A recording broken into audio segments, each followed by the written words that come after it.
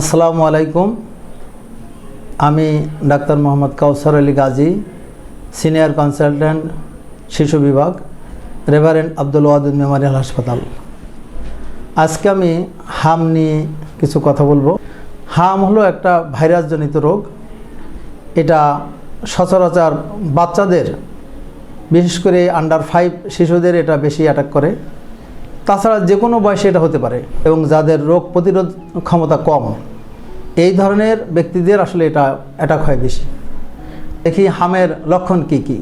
জ্বর, এরপরে আমাদের শরীরে যে র্যাশ, 4 দিনের দিকে দেখা যাচ্ছে র্যাশ ওঠে শরীরে।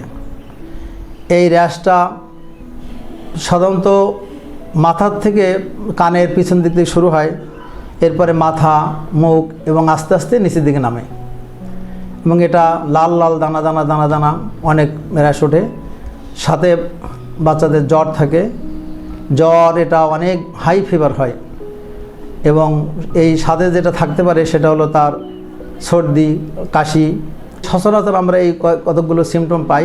কিঞ্চা কি প্রথম দিকেই যখন জ্বর দেখি, জ্বর হওয়ার সাথে আমরা জ্বরের ওষুধ তো আপনারা জানেন, প্যারাসিটামল সিরাপ, বা যদি অতিরিক্ত জ্বর হয় বা মলদারে সাপোজিটরি দিয়ে থাকি দ্রুত জ্বর কমানোর জন্য। সর্দি কাশি যদি থাকে সাথে হিস্টামিনিক ওষুধ, এগুলো অ্যান্টি অ্যালার্জিক ওষুধ, এগুলো আমাদের লাগে। এই বয়স ভেদে ভিটামিন এ ডোজ দিতে বলি। হামের প্রতিকার নিয়ে আমরা কিছু কথা বলি। তো হাম যেহেতু ভাইরাস রোগ, সরকারিভাবে হামের জন্য টিকা দেওয়া হয়। আপনারা জানেন যে এমআর টিকা, এটা 9 মাসে একটা ডোজ দেওয়া হয়, 15 মাসে আরেকটা ডোজ দেওয়া হয়। 6 মাসের থেকে শুরু করে 5 বছর পর্যন্ত বাচ্চাদেরকে বিনামূল্যে সরকারি যে টিকার এখন কার্যক্রম চলছে, এই জন্য আমরা এই টিকার উপরে সবচেয়ে গুরুত্ব দিই।